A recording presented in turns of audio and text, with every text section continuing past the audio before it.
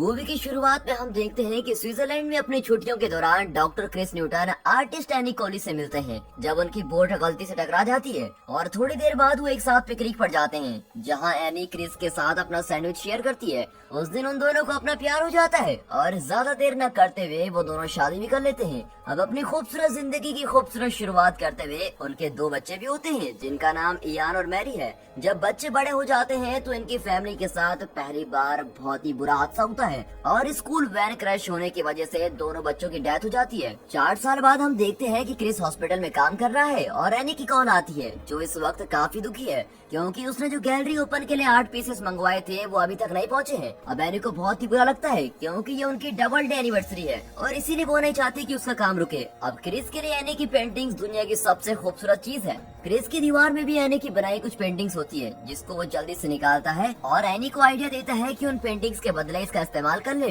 और प्रॉमिस करता है कि जैसे उसका काम खत्म हो जाएगा वो असली पेंटिंग्स लेके आ जाएगा। अब शाम के वक्त काफी बारिश हो रही होती है जिसकी वजह से टनल में एक कार का एक्सीडेंट हो जाता है। क्रिस अपनी कार रोकता है और एक डॉक्टर होने के नाते वो कार से उतरता है और उस आदमी की हेल्प करने की कोशिश करता है, लेकिन वैसे ही एक और कार क्रैश हो जाती है और इसी दौरान क्रिस की डेथ हो जाती है। कुछ सेकंड्स में क्रिस खुद को तैरता हुआ देखता है और वैसे ही एक मिस्टीरियस आवाज सुनाई देती है जो क्रिस को पूछती है कि वो जानता है कि क्या हो रहा है। क्रिस देखता है कि उसकी बॉडी को हॉस्पिटल लेकर जा रहे हैं और वो मर चुका है। वैसे दोस्तों, मरने के बाद अगर आपकी आत्मा यूं ही घूमती रहे और सब कुछ देख सके तो आप क्या करोगे? बहुत ही अजीब लगता है जब हमारे सामने ही हमारी लाश पड़ी हो।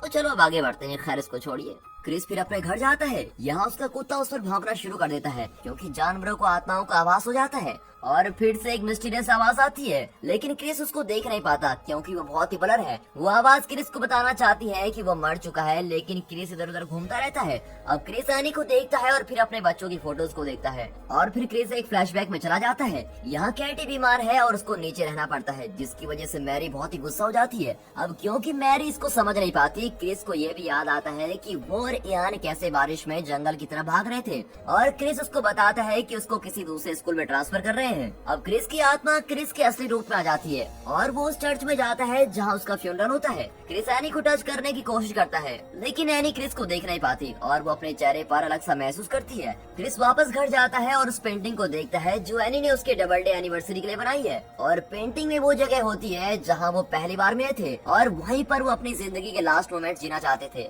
वो देखता है कि एनी ने डायरी लिखना शुरू कर दिया है। क्रिस एनी का हाथ पकड़कर उससे बात करने की कोशिश करता है और लिखता है कि मैं क्रिस हूँ और मैं अभी भी मौजूद हूँ, लेकिन ऐसा करने से एनी को सिर्फ दौरा ही पड़ता है क्योंकि ये सब सच नहीं हो सकता। और थोड़ी देर बाद जब एनी क्रिस की कब्र पर जाती है, क्रिस एनी को टच करने की कोशिश करता है ताकि उसको कंफर्टेबल महसूस करवा सके, लेकिन एनी जोर जोर से चिल्लाने लगती है क्योंकि उसको लग रहा होता है कि वो ये सब चीजें महसूस करके पागल हो जाएगी जो असली में है भी नहीं। और क्रिस ये देखता है कि उसका होना उसकी वाइफ को बस दुख दे रहा है।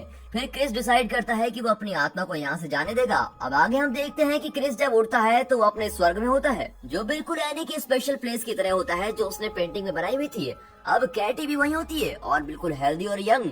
मिस्टीरियस आवाज भी वही होती है लेकिन वो अपने प्योर रूप में होती है और वो अल्बर्ट लुइस होता है जो क्रिस का पुराना एडवाइजर है जिसकी डेथ 60 साल पहले हो चुकी है, लेकिन वो अभी भी जवान है। अल्बर्ट ने क्रिस को ये बताया था कि दुनिया दिमाग से कंट्रोल होती है, तो वो अपने दिमाग से किसी भी चीज को मूव कर सकता है और उनको चेंज कर सकता है। अब चिड़ियों के साथ घूमने के बाद क्रिस पानी में चलने की कोशिश करता है लेकिन चल नहीं पाता। फिर अल्बर्ट उसको बताता है कि तुम्हारा शरीर तुम्हारे माइंड का विस्तार है। फिर वो दोनों लेक क्रॉस करके घर में पहुंच जाते हैं और वो घर बिल्कुल वैसा ही होता है जैसा एनी ने पेंटिंग में बनाया है। अब अल्बर्ट क्रिस को समझाता है कि वो कैसे अपने माइंड से इस जगह को किसी भी जगह में बदल सकता है और उसको एक छोटी सी ट्रिक करके दिखाता है। अल्बर्ट अपने हाथों से दीवार में एक छेद कर देता है और दुनिया को असली में वैसे बना देता है जैसे पेंटिंग में है। एनी क्रिस की याद में एक नई पेंटिंग बना रही होती है और एनी उसमें जो पेड़ बनाती है वो क्रिस के स्वर्ग में दिखाई देता है और क्रिस को एक जवान एनी फूलों के बीच में दिखाई देती है और क्रिस उस पर उड़कर जाने की कोशिश करता है लेकिन वो गिर जाता है। फिर क्रिस भागकर एनी के पास जाने की कोशिश करता है, लेकिन जैसे ही क्रिस एनी के पास पहुंचता है तो एनी गायब हो जाती है। फिर क्रिस को एहसास होता है कि उसने ये पेड़ पहले कभी नहीं देखा और क्रिस समझ नहीं पाता कि ये पेड़ यहाँ पर आया कैसे, क्योंकि वो तो एनी की पेंटिंग में था ही नहीं। अब अल्बर्ट को महसूस होता है कि क्रिस और एनी के बीच में बहुत ही गहरा संबंध है क्योंकि वो सोलमेट्स हैं और इसीलिए वो दोनों मरने के बाद भी एक दूसरे के पास जाने की कोशिश कर रहे हैं। जब एनी डिप्रेशन में आकर पेंटिंग को खराब कर देती है क्योंकि वो उसके पति को वापस नहीं ला सकती, तो उस स्वर्ग में भी वो पेड़ गायब हो जाता है। लेकिन क्रिस जब भी एनी के पास जाने की कोशिश करता है तो वो चली जाती है और किनारे के पास क्रिस को मैरी का प्लस टाइगर मिलता है जो उसे उस टाइम की याद दिलाता है जब वो बीमार थी। और उस दिन क्रिस ऑफिस जाने के बजाय उसके साथ पूरे दिन घर पर ही था और उसको चेस खेलना सिखाया था उसने। क्रिस को लगता है कि अगर वो कैटी को यहाँ देख सकता है तो वो अपने बच्चों को भी देख सकता है, लेकिन अल्बर्ट उसको कहता है कि वो तब अपने बच्चों को देख सकेगा जब वो सच्चे मन से उनको देखना चाहेगा। थोड़ी देर बाद क्रिस सो जाता है और उठकर अल्बर्ट को देखने की कोशिश करता है, लेकिन वो चला गया होता है। अब आत्माओं को गाइड करना अल्बर्ट का काम है, इसलिए वो लियोनी को क्रिस के पास भेज देता है ताकि वो उसको कंपनी दे सके। लियोनी क्रिस को शहर में लेके जाती है जहाँ सारी आत्माएं खुद एंजॉय कर रही होती है। इसी दौरान असली दुनिया में एनी गिल्ट में जी रही होती है। उसको लगता है कि क्रिस की जान और बच्चों की जान उसी की वजह से गई है। क्रिस यहाँ पर बाकी आत्माओं को देख रहा है कि वो कैसे दूसरा अवतार लेकर खुश हैं। फिर क्रिस, लियोनी और कैटी बोट राइड पर जाते हैं और क्रिस बताता है कि उसके बच्चों की कुछ साल पहले डेथ हो गई थी और अब उसको उसकी वाइफ की चिंता है। तो लियोनी क्रिस को उसकी बेटी की मेमोरी बताने को कहती है। क्रिस लियोनी को बताता है कि कैसे मैरी और वो एक साथ चेस खेलते थे। क्रिस याद करता है कि उसकी बेटी के रूम में डियोग्रामा था और वो दुनिया को ऐसे ही देखती थी। लियोनी क्रिस को कहती है कि वो इसलिए ऐसा देखना चाहती थी क्योंकि उसके पापा ने एक फ्लाइट अटेंडेंट की तारीफ की थी और इसीलिए वो उसकी तरह दिखना चाहती थी और उसकी तरह बड़ी होना चाहती थी। और ये सुनकर क्रिस को महसूस होता है कि यही मैरी की आत्मा है और फिर वो दोनों साथ मिल जाते हैं और एक दूसरे को गले लगाते हैं। इसी बीच एनी को आगे बढ़ने में दिक्कत होती है। एनी को लगता है कि उसकी थेरेपिस्ट उसको जल्दी क्लिनिक भेज देगी क्योंकि उसको लगता है कि एनी खुद को दोबारा नुकसान पहुंचाएगी जैसे उसने पहले किया था। इसीलिए एनी अपनी डायरी में एक लेटर में क्रिस को गुड बाय लिखती है। वापस स्वर्ग में हम देखते हैं कि क्रिस अपनी पेंटिंग वाले घर में वापस आता है और फिर अल्बर्ट भी वहाँ पर आता है और एक बुरी खबर सुनाता है कि एनी मर गई है। अब क्रिस रोने लगता है लेकिन सोचता है कि वो अपने दुख से आजाद हो गई है और वो दोनों जल्दी मिल जाएंगे।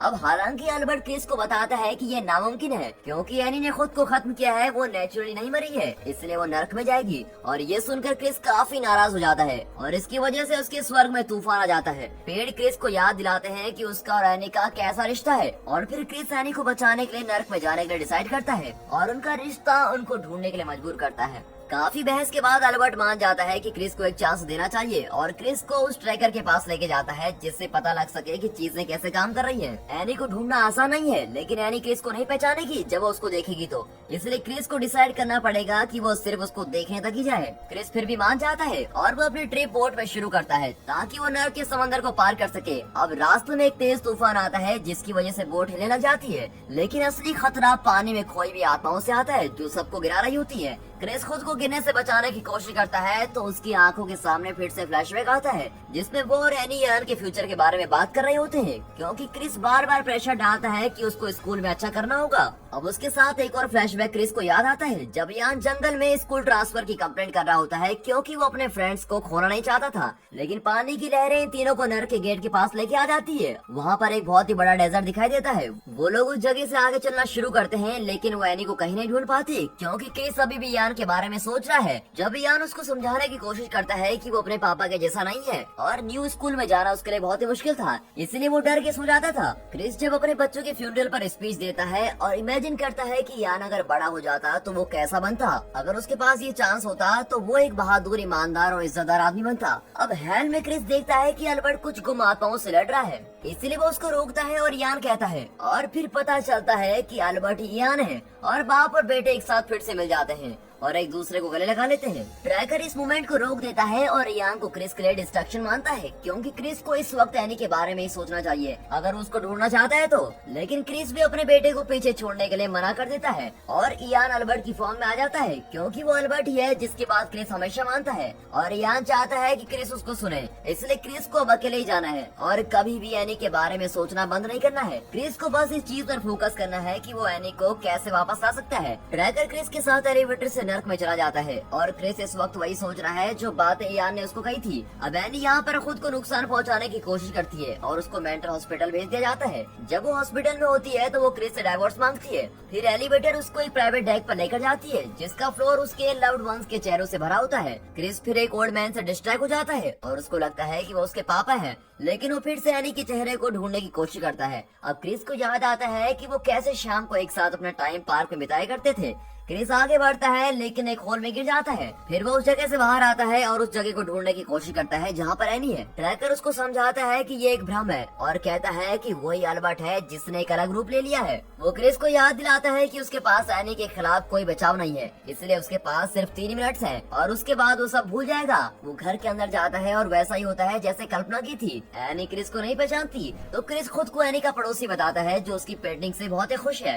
एनी काफी परेशान हो जाती है क्योंकि उसकी पेंटिंग नहीं मिल रही है और इसीलिए क्रिस एनी को डिस्ट्रैक्ट करने की कोशिश करता है और उसको अपनी मरी हुई पत्नी के बारे में बताता है कि कैसे वो डबल एनिवर्सरी डे मनाने वाले थे। बहुत साल पहले क्रिस एनी को मिलने मेंटल हॉस्पिटल गया था और उसको कहता है कि वो जा रहा है क्योंकि उसका वहाँ होना उसकी हेल्प नहीं कर रहा है और उसकी हालत और भी खराब हो रही है।